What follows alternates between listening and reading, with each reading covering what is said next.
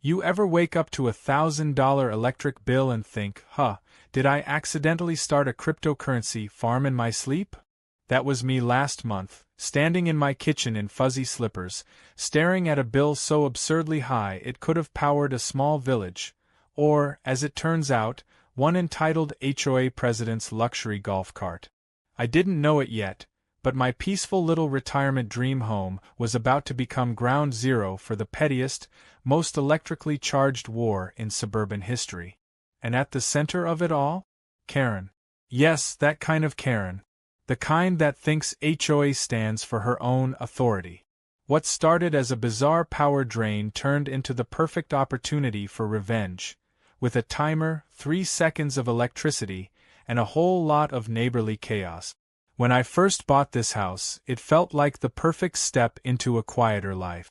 After 25 years as an electrical engineer for defense systems, I was ready to kick back with a hammock, a good scotch, and maybe the occasional woodworking project in the shed. The neighborhood looked peaceful, a charming cul-de-sac where all the lawns matched and the mailboxes stood in perfectly measured symmetry. It should have been paradise.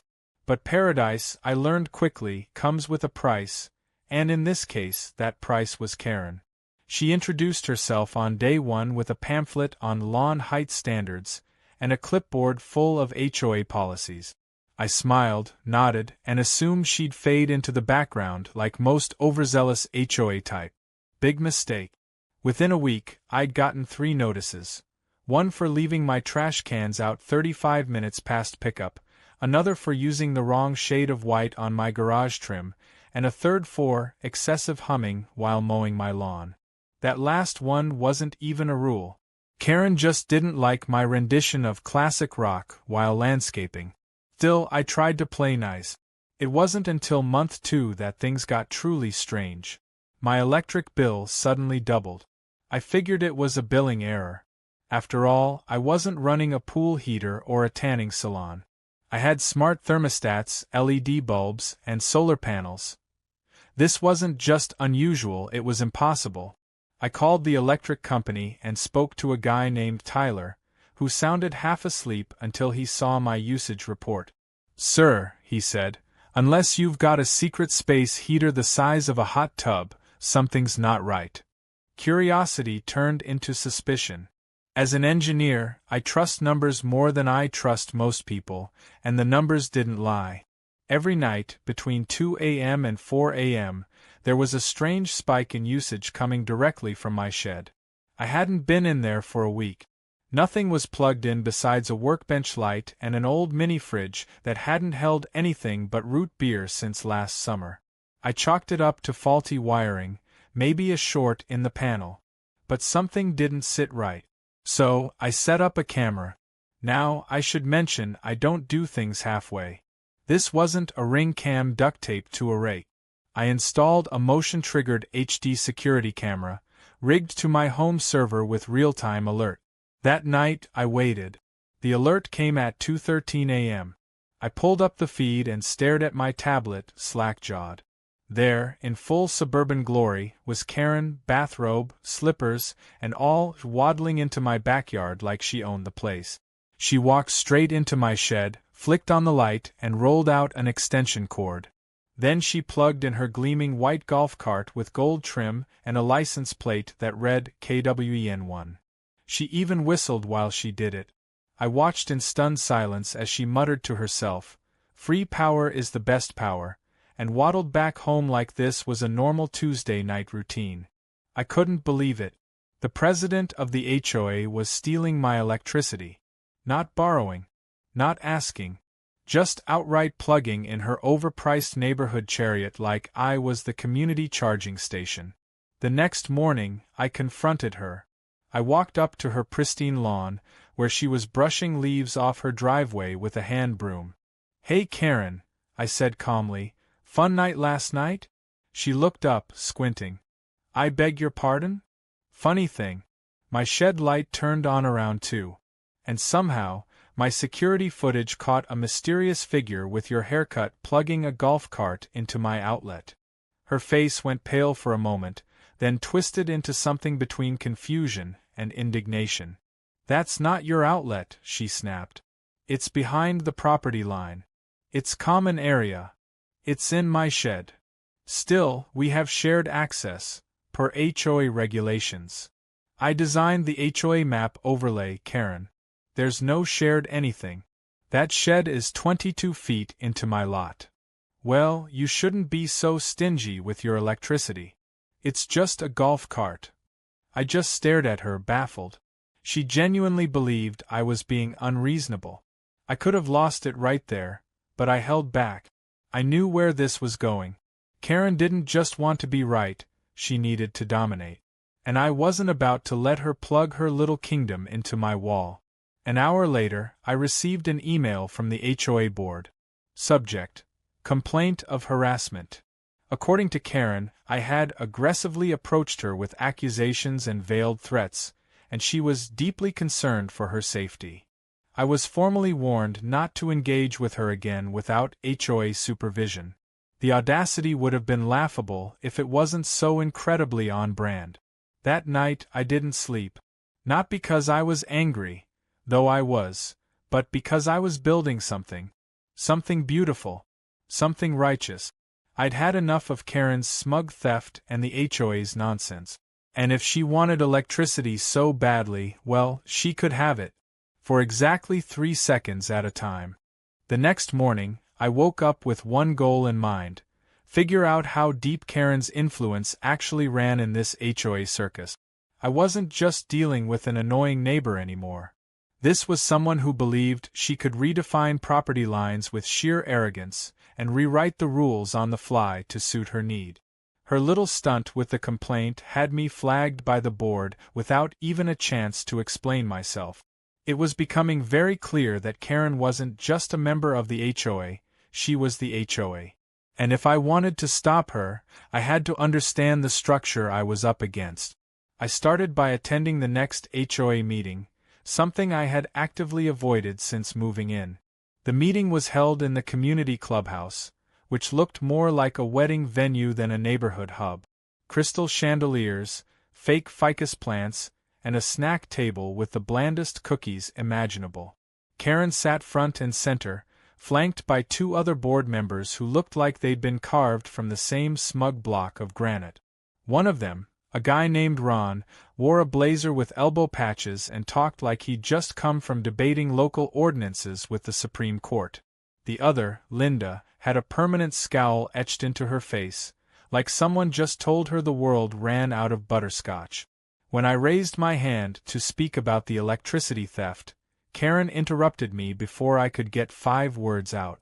She waved her hand like a dismissive queen swatting a fly and said, "We will not tolerate baseless accusations during board discussions. If you have a concern, please submit it in writing." She smiled that tight-lipped smile that said she thought she'd just scored a point. I wanted to laugh. Instead, I nodded, sat down, and quietly planned her downfall. Over the next week, I did some digging. I learned that Karen had been the HOA president for 7 straight years, and in that time, there had never been a contested election. Not once. Every year, the ballot listed her name and no others. I reached out to a few neighbors, asking if they'd ever considered running. Most laughed nervously. One told me she tried once, and suddenly her mailbox was labeled non-compliant and had to be replaced at her expense. Another said he filed a complaint about Karen years ago, and within a month got cited for suspicious yard items, which turned out to be his daughter's flamingo lawn decorations. It didn't take long to realize the HOA rules were Karen's personal weapon. There was a clause allowing temporary entry to peripheral structures for maintenance observation, which she used to justify snooping around sheds, backyards, and even people's garages if the doors were open. The best part? That rule had been added the same year she bought her golf cart. The worst part was the official complaint she lodged against me had now turned into a daily fine for improper storage of private electrical fixtures, as if having an outlet in my own shed was some kind of code violation. I was now being charged $25 a day for not removing a power outlet on my own property.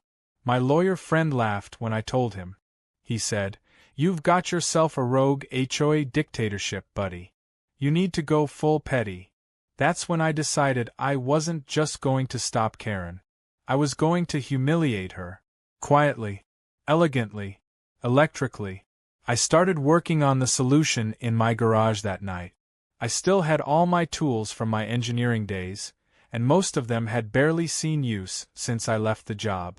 I brought out a Raspberry Pi board, a custom-built relay switch, a surge protector, and a timer module. I rigged it all up into a clean, weatherproof casing that would sit between the outlet and the golf cart plug. From the outside, it looked like a simple power strip, but in reality, it was a beautifully programmed revenge machine. The timer was set to allow exactly 3 seconds of power before shutting off. After that, it would reset itself after 2 hours, preventing any kind of reattempt. I even added a delay buffer so that if she tried to unplug and replug, it would lock her out entirely for the night. The best part? It wouldn't damage her cart. It wouldn't set off any alarms. It would just feed her a perfect illusion of power, just enough to turn on the charging light, before cutting her off cold. Installing it was easy. Karen, in all her arrogant glory, didn't even bother locking the shed after her nightly theft trips. I slipped the device in during the early evening hours, right before sunset, and sat back with a lawn chair and a soda, waiting for the show. Around 2:15 a.m., I got the alert. Motion detected. I tapped my tablet and watched as Karen slinked into my yard in her fuzzy robe and slippers, glancing around like a raccoon with a law degree. She opened the shed, rolled out her cable, and plugged in with the confident flair of someone who thought they were untouchable. The cart's little charging light blinked on. She smirked, gave it a pat, and waddled back home. 3 seconds later, the light shut off. And it stayed off. The next morning, I sat in my kitchen sipping coffee, watching through the window as Karen stepped outside and confidently climbed into her cart. She turned the key. Nothing. She tried again. The cart buzzed faintly, then died. She stared at it, confused. Got out. Checked the cord. Then stormed back into her house. By that afternoon, she was back with a neighborhood handyman. They both poked around the cart, the outlet, the shed. He used a voltage tester and scratched his head. I couldn't hear them, but the way she pointed at my house and flailed her arms told me I was already suspect number 1. I smiled and waved from my porch. She didn't wave back. Later that evening, I received another email from the HOA. This time, the subject line was, "Tampering with shared utility access." Karen had filed a formal accusation that I was interfering with a communal resource. They demanded I submit a statement explaining my recent electrical adjustments, or face increased fines and a potential lien on my property. That's when I knew this was more than just about a golf cart. Karen was panicking. Her perfect little setup was crumbling, and instead of taking the loss, she was doubling down. Fine. If she wanted a war over electricity, I had decades of experience and a whole garage of tools ready for battle. And I hadn't even started getting creative yet. By now, the trap had been working like a charm for 3 nights straight. Every time Karen waddled over in the dead of night and plugged in her precious chariot, she got exactly 3 seconds of juice before the current cut off. Just enough to make the charging light blink on and give her a false sense of victory. Then poof, nothing. And each morning, without fail, I'd sip my coffee and watch her face morph from confusion to barely contained rage as her dead golf cart refused to cooperate. It was becoming my favorite part of the day. But of course, Karen wasn't going to let a dead battery ruin her queenly strut. On the 4th day, she showed up with a clipboard and a guy in a polo shirt with "Licensed Electrician" embroidered on the chest. His name was Stan, and he looked like the kind of guy who had once lost a fight to a ladder. Karen marched him across my property like she was hosting a property tour, pointing at my shed, the wires, the outlet, the fence line. I stayed inside and watched from the window, resisting the urge to hold up a scorecard for dramatic flair. Stan poked around for a bit, testing voltage, checking the panel. I knew what he'd find. Nothing out of the ordinary. The current was real. The timer didn't interfere with voltage readings. The power was technically there. It just didn't last long enough to do anything useful. Eventually, I saw Karen waving her arms again, clearly unhappy with whatever Stan had told her. They stood there arguing for a good 5 minutes before she stormed off, furious. Stan looked relieved to escape. That night, just for fun, I changed the timer. Instead of cutting the power completely, I programmed it to give a single second of power every 15 minutes, just enough to make the cart groan like it was trying to wake from a coma. I imagined her pacing around her house, wondering why it was charging so slowly. I also knew she wouldn't take this lying down. I was counting on it. The next morning, I got a knock on the door. It was Karen, wearing her oversized sunglasses and fake smile like armor. She held a copy of the HOA bylaws in one hand and a printed photo in the other. The photo was a still frame from a blurry security cam pointed at her cart, showing the charging cable sagging just enough to look like it was doing something. "I have evidence," she said smugly. "You're tampering with communal access. This photo shows the line dropping voltage while connected." "Karen," I said, leaning on the doorframe, "that's not a voltmeter reading. That's a bad angle of your cable looking sad." "I've submitted this to the board," she declared. "Expect a notice of violation." Again. That afternoon, I got an official letter. Paper, stamped, delivered to my mailbox. It claimed I was under investigation for malicious interference with residential power usage, and would be fined $75 unless I granted the HOA's designated inspector access to my electrical system. I scanned the letter, then laughed out loud when I read the inspector's name, Ronald J. Haskins. None other than Elbow Patch Ron from the HOA board. At this point, I realized I needed to up the ante. Not just to protect myself, but because I was starting to genuinely enjoy the game. Karen wanted to turn this into a public spectacle. Fine. I'd give her a show worth watching. The next evening, I made a few changes. I rigged a second device, hidden deeper in the outlet housing, with a Wi-Fi module that let me control it remotely. Now I could flip the power on and off from my phone, play mind games with precision timing. But the real genius? I programmed a fake charging cycle, synced with the golf cart's LED indicators. To Karen, it would look like her cart was charging for a few hours, then mysteriously dying. And she wouldn't have the tech knowledge to know she was being played. By nightfall, she came slinking back to the shed. She didn't even glance around this time. She was too used to getting away with it. She plugged in, waited a few seconds, saw the charging light turn on, and marched home. I sat in my living room and watched the timer on my phone tick down. 10 minutes later, I hit the switch. Off went the power. The cart was dead again. The next morning, I was outside watering the lawn when she came sputtering out of her house. I had timed the last fake charge to stop midway through the night, so now her cart had just enough juice to make it 30 feet down the driveway before rolling to a pathetic stop. She cursed loudly, got out, and tried to push it. Then she stormed off, red in the face. Neighbors started to notice. One jogger even stopped to help her, only to be waved off with a very loud, "I've got it, thank you." A couple across the street pulled out their phones and whispered to each other, giggling. By the time she managed to haul the cart back home, sweat dripping and robe flapping, she looked like a furious parade balloon deflating with each step. The neighborhood started buzzing. Someone printed out a photo of her cart halfway in the street and stuck it on the community bulletin board with the caption, "Queen of Kilowatts." Another neighbor photoshopped lightning bolts onto her cart and titled it, "The Ambulance." She wasn't just annoyed now. She was humiliated. That evening, I got an email from the HOA again. This time, they were scheduling a formal inspection of my property under emergency review authority. I had 48 hours to comply or risk escalated legal action. It was clear Karen had reached her limit. She was pulling every string she had left. But what she didn't know was that I'd already prepared my counterattack. I had documented every intrusion, every wire, every tool she'd used. I had timestamps, power logs, surveillance footage, even her muttering to herself while stealing electricity. But more importantly, I had something far juicier. I knew someone who used to work in county records.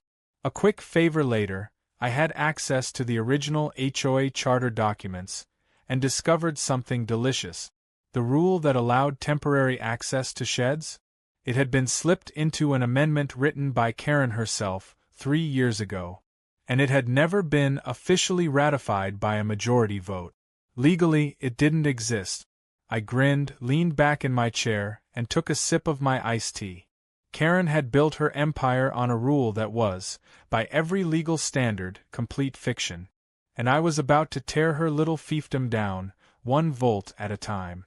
Karen wasn't the kind of person to take public embarrassment lightly. After her golf cart sputtered out halfway down the street for the 3rd day in a row, her patience had clearly snapped. I could feel it in the air. The way she glared at my house every time she passed, the way her lips curled when she saw me walking my dog, and especially the way she suddenly stopped showing up in her precious electric chariot and started making mysterious trips to the far end of the neighborhood with a bag full of what looked like paperwork. Whatever she was planning, it wasn't going to be subtle. I didn't have to wait long to find out. At 2:30 in the morning, because of course it had to be the dead of night, my motion sensors pinged again. I tapped my tablet, expecting the usual footage of Karen sneaking in with a power cord. But this time was different. She wasn't alone. She had a flashlight, gloves, and a pair of bolt cutters. She was crouched near my exterior electrical panel, muttering to herself like she was preparing for battle. I stared at the screen, absolutely stunned. She was actually trying to cut my power. Now, here's the thing about electrical engineers. We don't just wire homes, we build systems. Systems with redundancies, alerts, and decoys. That panel she was about to mess with? Totally fake. I'd installed a dummy panel on the side of the shed months ago during some rewiring work. The real control box was locked in my basement behind a steel door. So when Karen cut the cable, sparks flew dramatically, but nothing inside my house even flickered. She jumped back, yelped, and dropped the flashlight. Then she took off running, disappearing behind her hedges like a cartoon villain retreating after a failed heist. I paused the footage, rewound it, and played it again just to make sure I wasn't hallucinating. She had genuinely just tried to sabotage my home's power in the middle of the night, and failed in the most hilariously incompetent way possible. The next morning, I printed the photos from the footage, clear as day, full color, time-stamped. I walked them straight to my lawyer friend, who owed me a favor from years ago. He took one look at the images and said, "So, she's either incredibly stupid or just thinks the law doesn't apply to her." Then he pulled out his phone and made a call. By noon, Karen received a formal cease and desist notice. By 3 o'clock, she was hit with a temporary restraining order preventing her from entering my property for any reason. And by the next morning, a copy of that restraining order was taped to her front door for the whole neighborhood to see. She ripped it down in a fury, but the damage was done. The queen of the cul-de-sac had officially been dethroned. But I wasn't done yet. The restraining order triggered a mandatory HOA review, especially since she was president of the board. Apparently, being caught on video attempting to destroy a neighbor's electrical infrastructure while wearing pink bunny slippers is considered poor leadership. Who knew? The review spiraled into a deeper investigation. That's when the real goldmine surfaced. The county clerk, the same one who helped me verify the fake HOA amendment, started digging deeper into the HOA's filings. Turns out Karen had a long history of adding her own emergency bylaws and temporary amendments, none of which had ever been reviewed or approved by the majority of homeowners. She had essentially been writing her own rulebook and enforcing it like law. And somehow, no one had ever challenged her, until now. When the auditor arrived, she was a quiet, sharp-eyed woman named Vanessa who had absolutely no patience for Karen's fake smile and accidental delays. I sat in on the meeting, invited as a concerned homeowner, and watched with deep satisfaction as Vanessa laid out years of unapproved policy changes, misappropriated funds, and dozens of bogus citations issued under Karen's signature. Karen tried to interrupt, but Vanessa shut her down with a single raised finger and the line, "You've had 7 years of uninterrupted speaking time. It's someone else's turn now." The room went silent. A few people snickered. Ron and Linda, Karen's usual lapdogs, were sweating like they'd been caught smuggling illegal garden gnomes. The best part came when Vanessa dropped the bombshell. All fines issued under unratified rules were null and void. That meant every ticket, every citation, every fee that Karen had used to keep the neighborhood under her thumb was legally worthless. The board was ordered to issue formal apologies and reimbursements where possible. And as for Karen, she was placed under suspension pending legal review and barred from any HOA decision-making until further notice. The neighborhood exploded with gossip within hours. You'd think someone had announced free wine and unlimited leaf blower use. People who hadn't made eye contact in months were suddenly exchanging high fives and homemade cookies. One family put up a sign that read, "Welcome back, Sanity."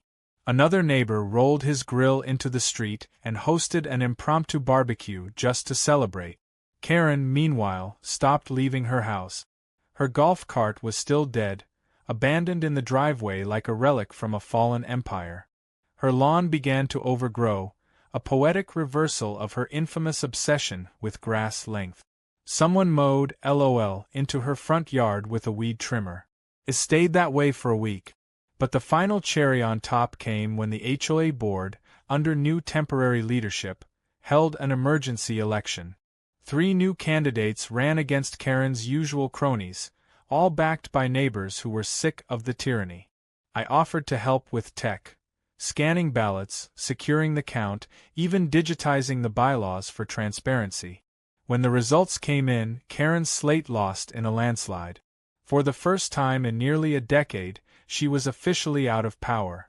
And just to add insult to injury, the board passed a new rule. Any future board members caught abusing their authority could be recalled by a simple majority vote of homeowners. It was nicknamed the Karen Clause. She hated it. I loved it. A few nights later, I was enjoying a drink on my porch when I noticed movement in my side yard. For a second, I thought Karen might be trying something again. But it wasn't her.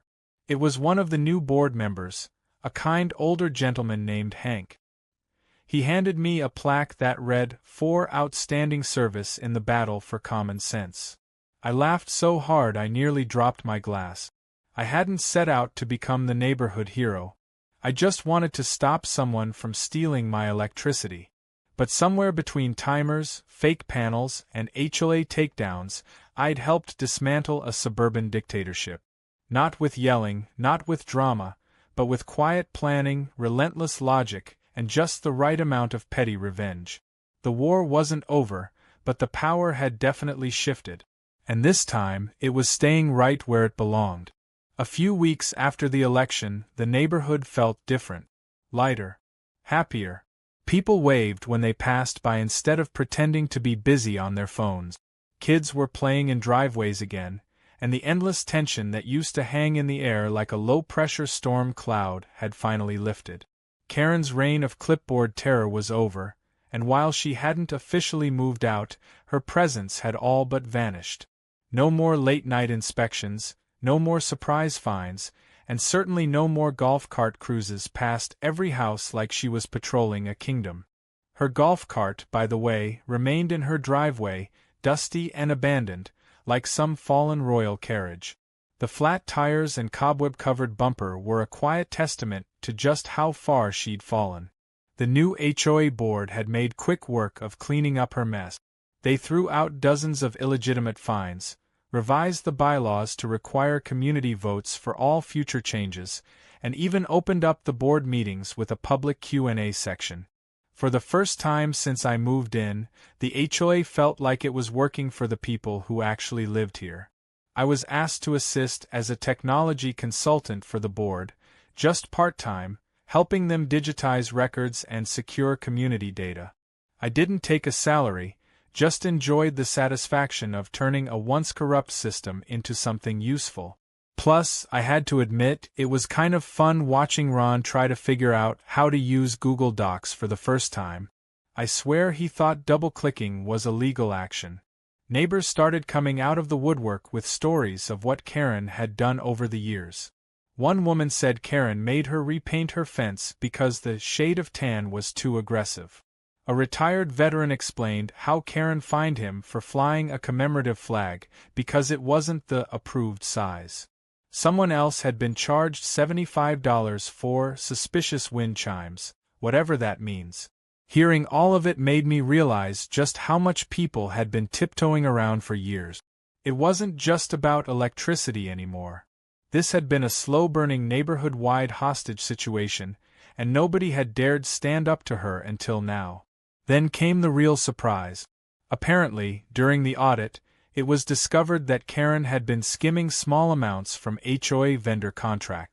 It wasn't huge money, nothing that would draw major legal charges, but it was enough to force her into repayment. The board issued a formal demand for reimbursement, and instead of fighting it, she paid quietly. That silence was telling. She wasn't just defeated, she was humiliated. She stopped attending meetings altogether, and the curtains in her windows stayed drawn day and night. Eventually, people stopped talking about her as often. Her legacy became more of a cautionary tale than a grudge. The joke around the block was that if you ever got too controlling, someone would say, "Careful now, don't go full Karen." And that was that. Life returned to normal. But just when I thought the saga had reached its peaceful conclusion, the universe threw in one last twist. It was a sunny Saturday afternoon, and the neighborhood was hosting a small community barbecue. Music, burgers, lemonade, the usual suburban fare. Everyone was having a good time, laughing, relaxing. I had just sat down with a plate of ribs when I noticed a long orange extension cord slithering across the grass like a python on a mission. I followed the cord with my eyes all the way back to the source, Karen's backyard. She was doing it again. There she was, standing in the shadows behind her fence, sneakily plugging the extension cord into one of the communal outlets near the clubhouse. This time it wasn't her golf cart, though. It was a small table set up with a curling iron, a mirror, and what looked like a travel-sized generator. She was curling her hair behind the fence, trying to prep herself for what I assumed was a public comeback. The image was absurd. Karen, queen of passive aggression, using a stolen charge to fix her curls before a cookout she wasn't even invited to. I didn't say anything. I didn't have to. The cord, you see, wasn't plugged into just any outlet. The clubhouse outlets had been rewired under my guidance, and each one now had a tamper-detecting breaker with a sensor. I watched the power trip remotely on my phone and smiled. Within seconds, the curling iron shut off. Karen stared at it, puzzled, tapped it a few times, then tried to plug it back in. Same result. No juice. Her frustration was visible even from a distance.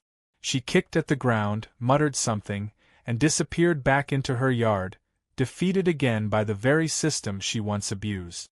But I still had one final move to make. Not out of anger, just poetic symmetry. Later that night, I walked over to the clubhouse with a small package. Inside was a custom-built gag gift I'd been saving for the right moment. It was a fake power outlet mounted on a wooden plaque, with a big red button labeled "Press for Unlimited Power." When pressed, it activated a spring-loaded glitter bomb, harmless but hilarious. I mounted it outside the shed where Karen used to steal power, under a sign that read, "Free public charging, HOA approved." I didn't expect her to take the bait so quickly, but the very next day, the camera caught her at it again. She approached the shed cautiously, plugged in a small device, looked like a phone charger, then noticed the shiny new outlet and the big red button. Curiosity got the better of her. She pressed it. The glitter went everywhere. Pink, gold, silver, enough to make a unicorn sneeze. She flailed, screamed, and ran off covered in sparkle. I almost felt bad. Almost. After that, Karen disappeared for real. A for sale sign went up in her yard the following week. Rumors swirled, of course, moving closer to family, health issues, personal disgrace, but the truth didn't matter much. What mattered was that the neighborhood had finally reclaimed its sanity, and Karen was gone. As for me, I kept my shed just the way it was, complete with the timer, the hidden switch, and a new warning label that read, "Surge Protector. Not for queenly use." Every now and then, someone would ask me what finally drove Karen out, and I'd shrug and say, 3 seconds of electricity at a time. They'd laugh, and I'd offer them a drink, and we'd toast to peace, quiet, and a little bit of well-placed revenge. In the end, I didn't win with force. I won with patience, humor, and a knowledge of wiring that Karen never saw coming. She thought she could plug into anything she wanted, but what she didn't understand was that some people know how to turn the current off, and when the time is right, how to flip the whole neighborhood back on.